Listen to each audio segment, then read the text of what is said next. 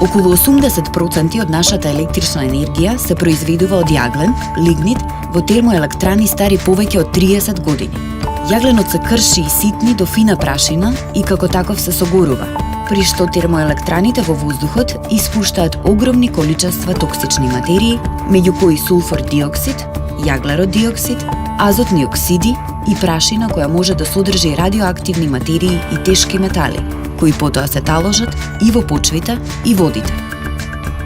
Јаглерод диоксидот придонесува кон ефектот на стаклена градина и загревање на земјината атмосфера. Сулфур диоксидот предизвикува кисели дождови, а прашината која се шири во градовите, во близина на термоелектраните, содржи и тешки метали и радиоактивни елементи кои придонесуваат за загадување на воздухот. Човекот доаѓа во директен контакт со овие токсични материи со вдишување преку респираторниот систем.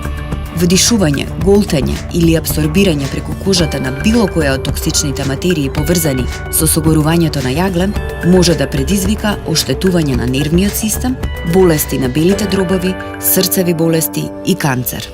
Како резултат на овие емисии, годишно се губат 234 години живот, односно се случуваат 17 предвремени смртни случаи и 60 нови случаи на бронхитис кај деца годишно.